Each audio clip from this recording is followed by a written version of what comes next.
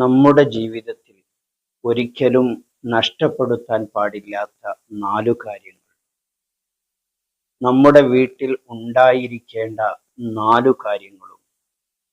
ഈ 8 കാര്യങ്ങൾ ഉണ്ടായാൽ നമ്മുടെ ജീവിതത്തിൽ ബറക്കത്തും ഐശ്വര്യവും സമാധാനവും ഉണ്ടാകും. അസ്സലാമു അലൈക്കും വറഹ്മത്തുള്ളാഹി തആല വബറകാതുഹു. എല്ലാവർക്കും സുഖമെന്ന് കരുതുന്നു. വിശുദ്ധമായിരിക്കുന്ന മുഹറം മാസത്തിലൂടെയാണ് നാം കടന്നുപോയിക്കൊണ്ടിരിക്കുന്നത്. വളരെ പവിത്രതയും ശ്രേഷ്ഠതയും നിറഞ്ഞ മാസമാണ് മുഹറം മാസം. ഒരുപാട് ആളുകൾ മുഹറം 1 മുതൽ 10 വരെ നോമ്പ് അനുഷ്ഠിച്ചവരുണ്ട്. മുഹറം 9-നും 10-നും 11-നും ഒക്കെ നോമ്പ് അനുഷ്ഠിച്ചവരുണ്ട്. അല്ലാഹു തആല നാം അനുഷ്ഠിച്ച നോമ്പുകളൊക്കെ നമ്മിൽ നിന്ന് പരിപൂർണമായി സ്വീകരിക്കുമാറാകട്ടെ. ആമീൻ റഹ്മതിക യാ അർഹമർ റഹീമീൻ. അറബി കലണ്ടർ പ്രകാരം ആദ്യത്തെ മാസമാണല്ലോ മുഹറം. അപ്പോൾ ഇന്നു മുതൽ നമ്മുടെ ജീവിതത്തിൽ നാം ഒരു മാറ്റം കൊണ്ടുവരണം. ഇൻഷാ അല്ലാഹ് 8 കാര്യങ്ങൾ നമ്മുടെ ജീവിതത്തിൽ ഉണ്ടെങ്കിൽ അതിൽ 4 കാര്യങ്ങൾ നാം നമ്മുടെ ജീവിതത്തിൽ നഷ്ടപ്പെടുത്താൻ പാടില്ലാത്തതും 4 കാര്യങ്ങൾ നമ്മുടെ ജീവിതത്തിൽ എപ്പോഴും നാം കൊണ്ടുവരേണ്ടതുമായ കാര്യങ്ങളാണ്. അതിൽ 4 കാര്യങ്ങൾ നമ്മുടെ വീട്ടിൽ നാം ചെയ്യേണ്ടതാണ്. 4 കാര്യങ്ങൾ നമ്മുടെ ജീവിതത്തിൽ സ്വന്തമായി ഓരോരുത്തരും നഷ്ടപ്പെടുത്താൻ പാടില്ലാത്തതുമാണ്. ആ കാര്യങ്ങൾ നമ്മുടെ ജീവിതത്തിൽ ഉണ്ടെങ്കിൽ നമുക്ക് നല്ല സമാധാനമുണ്ടാകും. അതിലൂടെ നമുക്ക് ഐശ്വര്യമുണ്ടാകും. നമ്മുടെ ജീവിതത്തിൽ ബറക്കത്ത് ലഭിക്കും. നമ്മുടെ വീട്ടിലും നല്ല സമാധാനം സന്തോഷവുമൊക്കെ നമുക്കുണ്ടാകും ഇൻഷാ അല്ലാഹ്. അങ്ങനത്തെ 8 കാര്യങ്ങളാണ് നമ്മുടെ ജീവിതത്തിൽ നാം പകർത്തേണ്ടത്. ഓർമ്മപ്പെടുത്തുന്ന 8 കാര്യങ്ങൾ ശ്രദ്ധിക്കുക, ഏതൊക്കെയെന്ന് മനസ്സിലാക്കുക, നമ്മുടെ ജീവിതത്തിൽ കൊണ്ടുവരാൻ വേണ്ടി നാം ശ്രമിക്കുക. അല്ലാഹു തആല തൗഫീഖ് നൽകട്ടെ. ഒരുപാട് ആളുകൾ പല സമയങ്ങളിൽ ദുആ കൊണ്ട് ഏൽപ്പിച്ചവരുണ്ട്. എല്ലാവരുടെയും എല്ലാ ഖൈറായ ഉദ്ദേശങ്ങളും അല്ലാഹു തആല സാധിപ്പിച്ചു തരുമാറാകട്ടെ. ആമീൻ റഹ്മതിക യാ അർഹമർ റഹീമീൻ.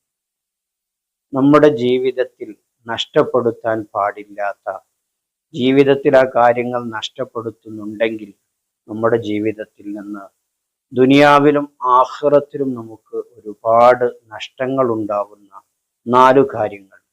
അതിൽ പ്രധാനപ്പെട്ട ഒന്നാണ് മുത്തുനബി സ്വല്ലല്ലാഹു അലൈഹി വസല്ലമ തങ്ങളുടെ പേര് കേൾക്കുമ്പോൾ സ്വലാത്ത് ചൊല്ലാതിരിക്കുക എന്നുള്ളത്.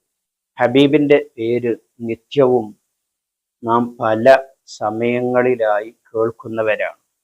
എന്നാൽ ഹബീബ് സ്വല്ലല്ലാഹു അലൈഹി വസല്ലമ തങ്ങളുടെ പേര് കേൾക്കുമ്പോൾ സ്വലാത്ത് ചൊല്ലാൻ നമുക്ക് മടിയുണ്ടോ? എങ്കിൽ നമ്മുടെ ജീവിതത്തിൽ നിന്ന് ഐശ്വര്യം നഷ്ടപ്പെട്ടു പോകും, സമാധാനം നഷ്ടപ്പെട്ടു പോകും. ലോകാനുഗ്രഹിയാണ് ഹബീബ് സ്വല്ലല്ലാഹു അലൈഹി വസല്ലമ തങ്ങൾ. അതുകൊണ്ട് തന്നെ ഹബീബിന്റെ പേര് കേൾക്കുമ്പോൾ സ്വല്ലല്ലാഹു അലൈഹി വസല്ലം എന്ന് സ്വലാത്ത് ചൊല്ലണം. ഇൻഷാ അല്ലാഹ് ഇന്നു മുതൽ നമ്മുടെ ജീവിതത്തിൽ അത് ഒരിക്കലും മറക്കാതെ നിത്യമായി കൊണ്ടു നടക്കാൻ വേണ്ടി നാം ശ്രമിക്കണം. രണ്ടാമത്തത് ബാങ്കിന് ഇജാബത്ത് നൽകുക എന്നുള്ളതാണ്. നമ്മുടെ പള്ളികളിൽ നിന്നൊക്കെ നമ്മുടെ മുഅദ്ദിൻ ബാങ്ക് വിളിക്കുമ്പോൾ ആ ബാങ്കിന്റെ ഓരോ ലഫ്ദുകൾ കേൾക്കുന്ന സമയത്തും അല്ലാഹു അക്ബർ അല്ലാഹു അക്ബർ എന്ന് കേൾക്കുമ്പോൾ നാമും അതുപോലെ അതിന് മറുപടി നൽകണം. അല്ലാഹു അക്ബർ എന്ന് മറുപടി നൽകണം. ബാങ്കിന്റെ ഓരോ ലഫ്ദിനും പറയേണ്ട മറുപടികൾ നമുക്കറിയാം. എന്നാൽ ആ ബാങ്ക് വിളിക്കുന്ന സമയത്ത് ബാങ്കിന്റെ ശബ്ദം കേൾക്കുമ്പോൾ അതിനെ ശ്രദ്ധിക്കാതെ സംസാരത്തിൽ ഏർപ്പെടുന്ന പല ആളുകളുമുണ്ട്.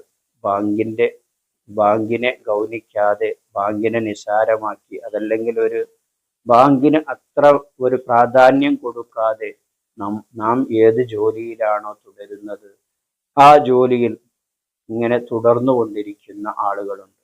എന്നാൽ ബാങ്ക് കൊടുക്കുന്ന സമയത്ത് സംസാരിച്ചാൽ ഹബീബ് സ്വല്ലല്ലാഹു അലൈഹി വസല്ലമ തങ്ങൾ ഹദീസിലൂടെ നമുക്ക് പഠിപ്പിച്ചു തരുന്നുണ്ട്, മരണസമയത്ത് കലിമ ചൊല്ലാൻ കഴിയാതെ നാവ് പിടപിടക്കും, നാവ് ഇങ്ങനെ പിടച്ചുകൊണ്ടിരിക്കുമെന്ന് മുത്തുനബി പറഞ്ഞത് കാണാൻ കഴിയും. അവന്റെ മനസ്സിലുണ്ട്, ചൊല്ലണമെന്ന് അവനിക്ക് ആഗ്രഹമുണ്ട്, പക്ഷേ നാവ് പിടച്ചു പോകും, ചൊല്ലാൻ അവനിക്ക് കഴിയാത്ത ഒരവസ്ഥ വരും ബാങ്കിന്റെ സമയത്ത് സംസാരിച്ചാൽ. അപ്പോൾ ഇനി മുതൽ ബാങ്കിന്റെ സമയത്ത് നാം ഒരിക്കലും സംസാരിക്കാൻ പാടില്ല. അതിലൂടെ നമ്മുടെ ഐശ്വര്യം നഷ്ടപ്പെട്ടു പോകും, സമാധാനം നഷ്ടപ്പെട്ടു പോകും. നാം ശ്രദ്ധിക്കേണ്ടതാണ്. ബാങ്ക് കേൾക്കുന്ന തുടക്കത്തിൽ നാം ബാങ്ക് കേൾക്കുമ്പോൾ, ഫസ്റ്റ് ബാങ്ക് കേൾക്കുന്ന സമയത്ത് അല്ലാഹു അക്ബർ എന്ന ബാങ്ക് നാം കേൾക്കുമ്പോൾ മർഹബൻ ബിൽ ഖായിലി അദ്ല മർഹബൻ ബിസ്വലാത്തി അഹ്ല എന്ന് പ്രത്യേകം പറയൽ സുന്നത്തുണ്ട്. അത് നാം ശ്രദ്ധിക്കേണ്ടതാണ്. ആ സ്ക്രീനിൽ കാണുന്ന ആ ദിക്റിനെയാണ് നാം ചൊല്ലേണ്ടത്. മർഹബൻ ബിൽ ഖായിലി അദ്ല മർഹബൻ ബിസ്വലാത്തി അഹ്ല.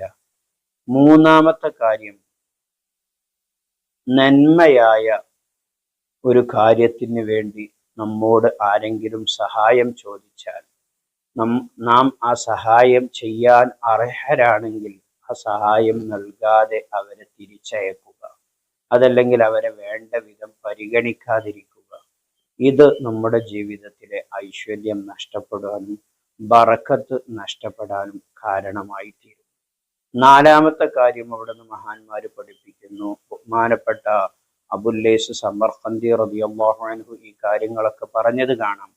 മഹാനവറുകൾ നാലാമത്തെ കാര്യം പറയുന്നു, നിസ്കാര ശേഷമുള്ള ദുആ നിത്യവും ഒഴിവാക്കുന്ന ആൾ നിസ്കാര ശേഷമുള്ള പ്രാർത്ഥനയ്ക്ക് ഉത്തരം ലഭിക്കുമെന്ന് ഹബീബ് സല്ലല്ലാഹു അലൈഹി വസല്ലമ തങ്ങൾ നമുക്ക് പഠിപ്പിച്ചു തന്നതാണ്. അർദ്ധരാത്രിക്ക് ശേഷമുള്ള പ്രാർത്ഥനയും 5 വക്ത് ഫർദ് നിസ്കാരങ്ങൾക്ക് ശേഷമുള്ള പ്രാർത്ഥനയുമാണ്. അപ്പോൾ 5 വക്ത് നിസ്കാരങ്ങൾക്ക് ശേഷമുള്ള പ്രാർത്ഥന നാം ചെറിയ ഒരു ദുആ നാം പഠിച്ചു വെക്കുകയും നിസ്കാരങ്ങൾക്ക് ശേഷമൊക്കെ ആ പ്രാർത്ഥന കൊണ്ടുവരാൻ വേണ്ടി നാം ശ്രമിക്കുകയും ചെയ്യണം. ഇൻഷാ അല്ലാഹ് 5 പ്രാർത്ഥനകൾ നമുക്ക് അടുത്ത വീഡിയോയിലൂടെ നമുക്ക് പഠിക്കണം. ഇൻഷാ അല്ലാഹ് അടുത്ത വീഡിയോ എല്ലാവരും കാണാൻ വേണ്ടി ശ്രമിക്കണം. നിസ്കാര ശേഷം നാം ഓരോരുത്തരും പതിവാക്കേണ്ട വളരെ പ്രധാനപ്പെട്ട 5 പ്രാർത്ഥനകൾ ആ വീഡിയോയിൽ പറയും ഇൻഷാ അല്ലാഹ്. ഇങ്ങനെ 4 കാര്യങ്ങൾ നമ്മുടെ ജീവിതത്തിൽ ഒരിക്കലും നഷ്ടപ്പെടുത്താൻ പാടില്ലാത്തതാണ്. ഇനി നമ്മുടെ വീട്ടിൽ വെച്ചുകൊണ്ട് നാം ചെയ്യേണ്ട 4 കാര്യങ്ങൾ, അത് നമ്മുടെ വീട്ടിൽ വെച്ച് ചെയ്താൽ വീട്ടിൽ നല്ല സമാധാനമുണ്ടാകും, കുടുംബക്കാർക്കിടയിൽ നല്ല ഐക്യമുണ്ടാകും, സന്തോഷമുണ്ടാകും, ഐശ്വര്യവും ഒക്കെ നമ്മുടെ വീട്ടിലുണ്ടാകും. ഒന്നാമത്, വീട്ടിലേക്ക് നാം കയറുന്ന സമയത്ത് വലത് കാല് വെച്ചുകൊണ്ട് കയറുക. കയറുന്ന സമയത്ത് ബിസ്മി ചൊല്ലുക. വീട്ടിൽ കയറുമ്പോൾ ചൊല്ലേണ്ട ദിക്ർ നമുക്കറിയാം. ആ ദിക്റിലും ബിസ്മിയുണ്ട്.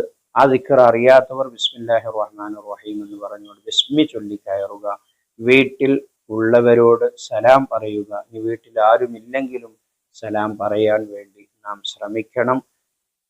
അങ്ങനെ സലാം പറയുക. വീട്ടിലേക്ക് കയറിയ ഉടനെ 3 ഇഖ്ലാസ് സൂറത്ത് പാരായണം ചെയ്യുക. ഖുൽ ഹുവല്ലാഹു അഹദ് സൂറത്ത് 3 തവണ പാരായണം ചെയ്യുക. ഇത് നമ്മുടെ ജീവിതത്തിന് നാം പതിവാക്കാൻ വേണ്ടി ശ്രമിക്കണം. നമ്മുടെ വീട്ടിലേക്ക് വരുമ്പോൾ നമ്മുടെ മക്കളൊക്കെ നമ്മെ കാത്തിരിപ്പുണ്ടാകും. എന്നാൽ അവരോട് സലാം പറഞ്ഞ് ബിസ്മി ചൊല്ലി വലത് കാല് വെച്ച് വീട്ടിലേക്ക് കയറിയിട്ട് 3 ഖുൽ ഹുവല്ലാഹു അഹദ് സൂറത്ത് കൂടി ഓതാൻ വേണ്ടി നാം ശ്രമിക്കണം. അങ്ങനെ ചെയ്താൽ വലിയ പ്രതിഫലം നമുക്കുണ്ടാകും. സാമ്പത്തികമായിരിക്കുന്ന അഭിവൃദ്ധിക്ക് വരെ അത് കാരണമായി തീരുമെന്ന് മഹാന്മാർ പഠിപ്പിച്ചത് കാണാൻ കഴിയും. സൂറത്തുൽ ഇഖ്ലാസ് 3 തവണ നമ്മുടെ വീട്ടിൽ വെച്ചുകൊണ്ട് പാരായണം ചെയ്താൽ, മാത്രവുമല്ല വീട്ടിൽ നല്ല അന്തരീക്ഷം നാം ഉണ്ടാക്കി തീർക്കണം.